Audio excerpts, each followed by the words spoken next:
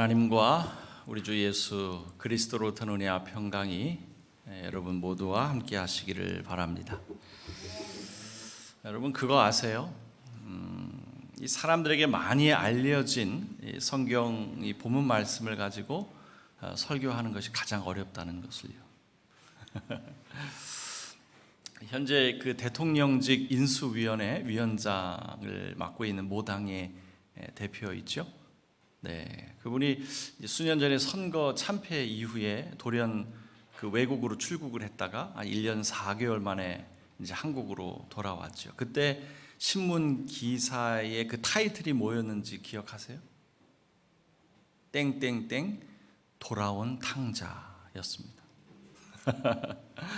그러니까 이 탕자 이야기는 뭐 모르는 사람이 거의 없죠.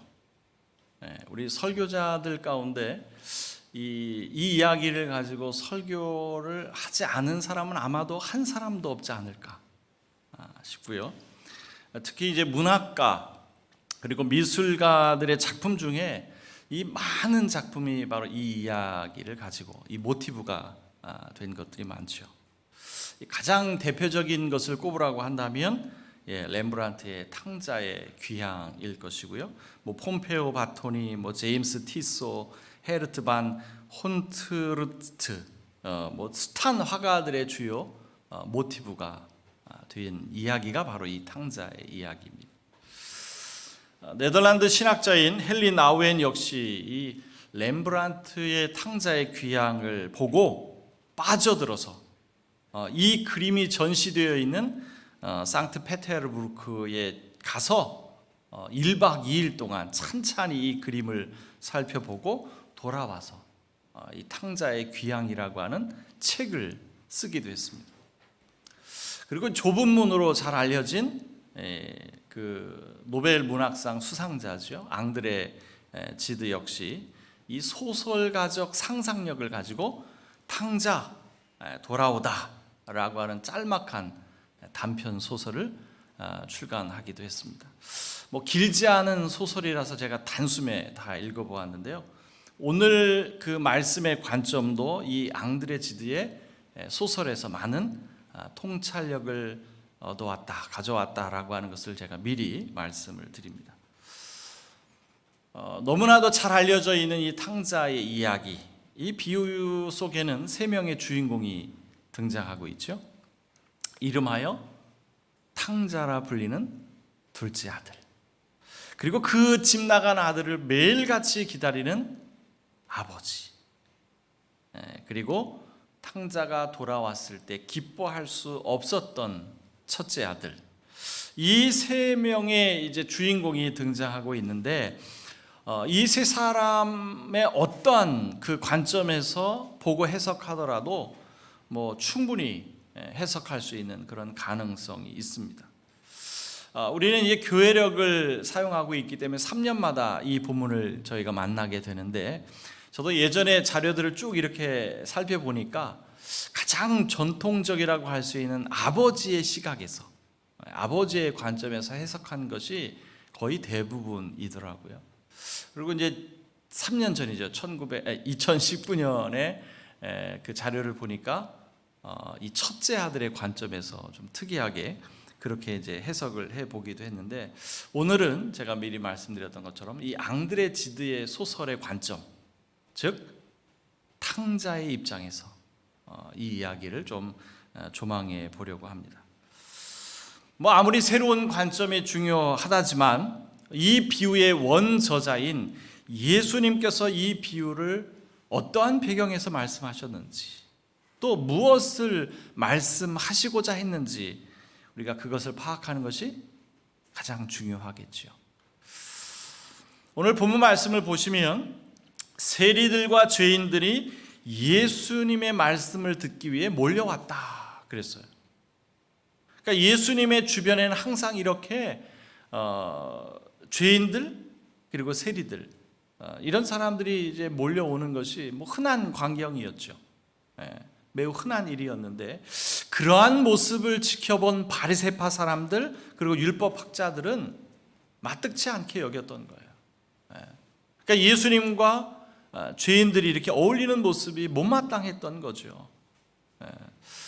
그러자 예수님은 의로운 사람 여럿보다 한 사람의 죄인이 회개하고 돌아오는 것이 더 기쁘다. 이 말씀을 하시기 위해서 오늘 이 세 가지의 비유를 말씀하신 거거든요. 잃은 양 비유, 잃은 드라크마 비유, 그리고 소위 탕자의 비유로 알려져 있는 잃은 아들을 되찾는 비유. 그래서 이 세 가지 비유의 마지막 절은 동일한 내용입니다. 죄인 한 사람이 회개하고 돌아오는 것이 더욱 기쁘다. 기뻐하는 것이 마땅하다. 이런 말씀을 하고 있죠. 그러니까 이 말씀을 하시기 위해서 지금 예수님은 세 가지의 비유를 말씀하신 거거든요. 그러니까 결국 이 비유의 대상이 누구예요? 저와 여러분처럼 예수님을 믿는 사람들입니까? 아니죠. 아니죠. 바리새파 사람들, 죄인들과 어울리는 그 예수님의 모습을 보면서 마뜩치 않게 여겼던 그 바리새파 사람들을 향하여 지금 이 비유의 말씀을 하시는 거거든요. 너희들은 죄인 한 사람을 잃어버리는 것이 아무렇지도 않을지 모르지만 하늘에 계신 하나님 그 한 사람을 잃어버리는 것을 절대로 용납하지 못한다. 간절히 돌아오기만을 바라신다. 이 말씀을 하시는 거죠. 하나님의 품 안에 있든 밖에 있든 하나님에게는 모두가 다 소중하다. 율법이라고 하는 그 틀 속에 갇혀서 사람들을 갈라치게 하고 율법과 가까운 사람들은 소중하게 여기고 율법과 거리가 먼 사람들은 배격해도 되는 그런 그릇된 사고를 지금 꼬집고 계시는 겁니다. 탕자의 비유가 바로 이러한 비유에서 만들어진 것이라는 점을 이해한다면 앙드레 지드의 소설은 우리에게 더욱 의미 있게 다가옵니다. 앙드레 지드의 소설은 아버지의 입장도 아니고요, 형의 입장은 더더욱 아닙니다. 둘째 아들이죠. 집 나간 탕자의 입장에서 글을 쓰고 있어요. 이 둘째 아들이 왜 집을 나갔는지, 그리고 어떻게 다시 돌아오게 됐는지, 하나님의 시점에서 이야기를 해석하는 것이 익숙한 우리에게 아주 새로운 시각을 던져주고 있죠. 한번 읽어보고 싶지 않습니까? 네, 아주 굉장히 짤막한 단편 소설이라 금방 읽으실 수 있을 것 같아요. 여러분, 탕자는 왜 집을 나갔을까요? 왜 집을 나갔어요? 그러니까 성경에 너무 명확하게 이야기하고 있어서 별로 이런 질문을 가져보질 못했죠. 탕자는 왜 집을 나갔을까요? 말 그대로 허랑방탕한 망난이었기 때문에 나갔을까요? 여러분, 이 소설가적 상상력을 한번 동원해 보세요. 그러니까 이 앙드레 지드의 소설은 성경의 이야기와는 조금 다릅니다. 등장인물도 달라요. 성경에는 3명의 주인공이 있지만 소설 속에는 어머니와 동생 두 사람이 더 확장되고 있어요. 그리고 소설의 구성도 매우 간결합니다. 아버지, 형, 어머니, 그리고 동생과의 대화로 구성되어 있어요. 그리고 이들과의 대화에 공통적인 질문이 하나 나옵니다. 그게 뭐냐면, 왜 집을 나갔을까? 탕자는 왜 집을 나갔을까? 이거예요. 소설의 시작은 이렇습니다. 오래 집을 비운 동안 환상에 빠져 허우적대며 자신에 대한 환멸을 느낀 탕자는 그가 갈구했던 이 궁핍한 생활의 밑바닥에서 아버지의 얼굴을 떠올렸다. 침대 위로 어머니께서 굽어 살펴주시곤 하던 널찍한 침실, 물줄기가 흐르며 촉촉하게 젖어 있던, 그러나 울타리가 쳐져 있어 그가 언제나 도망치고 싶어 했던 그 드넓은 정원도. 여러분, 아버지의 집에는 먹을 것이 풍족했잖아요. 배고픔이 없는 곳이잖아요. 그뿐인가요? 입을 것도 가득했죠. 좋은 비단옷, 멋진 신발까지 부족함이 없었다고요. 그런데 왜 나갔을까요? 탕자는 왜 그 풍족한 생활을 벗어 던지고 집을 나갔을까요? 응? 무슨 이유로? 왜 좋은 곳을 버려두고 나갔냔 말입니다. 소설 속에서 아버지가 물어요. 얘야, 내 곁을 떠난 이유가 뭐냐? 그런데 탕자의 답변은 우리의 예상을 뛰어넘습니다. 아버지, 제가 정말로 아버지 곁을 떠난 거라고 생각하세요? 아버지의 존재는 도처에 있습니다. 저는 한 번도 아버지를 사랑하지 않은 적이 없습니다. 이렇게 대답해요. 내가 집을 나가더라도 아버지는 어느 곳에서나 만날 수 있게 나는 집을 나간 것이 아버지를 떠난 것이라고 생각해 본 적이 없다는 겁니다. 나는 아버지를 떠난 것이 아니라 집을 떠난 것이라고 말하는 거예요. 집은 형이 있는 곳이고 형이 있는 집에서는 나 자신이 온전히 나로 존재할 수 없기에 떠났다고 말합니다. 소설 속에서 집은 오늘날의 교회를 상징하는 듯 보입니다. 사람들에게 평화와 행복을 안겨다 주어야 할 교회가 오히려 사람들을 부자유하게 만들고 숨막히게 만드는 곳, 이런 곳에서 탈출한 것이라고 말하는 겁니다. 앙드레 지드의 소설은 기독교 비판적인 색채를 가지고 있기 때문에 출판 이후에 기독교로부터 엄청난 공격을 받았지만 저는 분명 우리가 귀담아 들어야 할 부분이 있다고 생각합니다. 지난달에 작고하신 이어령 선생도 이 앙드레 지드의 소설을 해설하면서 이런 이야기를 해요. 학교를 자퇴한 학생이 학교를 나왔다고 해서 학문을 싫어하는 것이냐? 에? 학교 제도가 싫어서, 학교에서 가르치는 내용이 싫어서 학교를 나온 것이지 그 아이가 불량해서 학교를 자퇴한 것이냐? 그게 아니라는 거죠. 진리라고 하는 것은 학교에만 있는 것이 아니라 반드시 교과서에서만 찾을 수 있는 것이 아니기에 뛰쳐나간 거라는 겁니다. 성경 안에서도 마다들은 바리새인이나 율법학자들의 형식적이고 위선적인 인물로 투영되어 있죠. 소설 속에서도 첫째 아들은 아버지의 상속자로서 아버지의 권위를 팔고 아버지 행세를 하며 억압하는 인물로 등장합니다. 이런 형이 있는 집이 싫어서 떠난 겁니다. 형과의 대화 속에서도 형은 대관절 무엇 때문에 집을 떠난 거냐 이렇게 질문해요. 그랬을 때 탕자는 이렇게 대답하죠. 집이 곧 이 세상의 전부는 아니잖아요. 오늘날 교회에 불만을 품고 교회를 떠난 사람들이 참 많습니다. 소위 가나안 성도라 불리는 사람들. 이들이 왜 교회를 떠났을까요? 이 질문은 앙드레 지드의 소설에 나타난 왜 집을 나갔느냐 라고 하는 질문과 오버랩되고 있습니다. 한 기관에서 가나안 성도들을 직접 찾아다니면서 조사를 했어요. 왜 교회를 떠났습니까? 뭐라고 대답했을까요?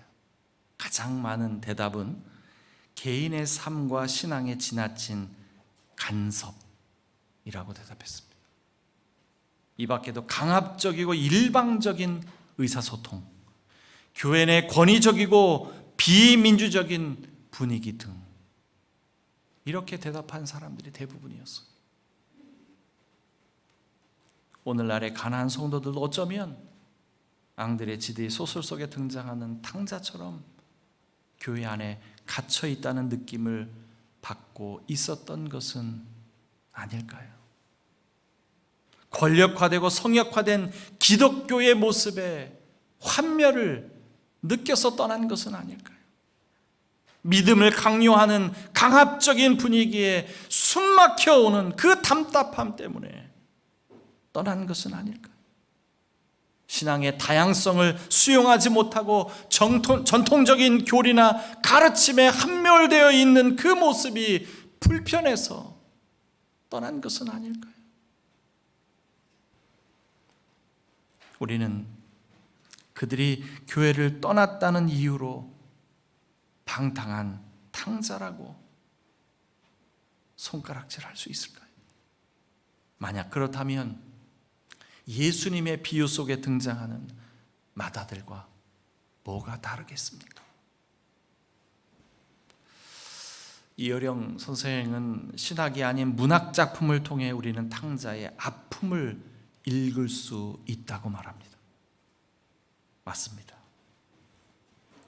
앙드레 지드의 소설이 아니었다면 저는 이 탕자의 입장에서 이 이야기를 읽을 수 없었을 것 같아요. 왜 그가 집을 나갔는지, 왜 그가 다시 집으로 돌아왔는지.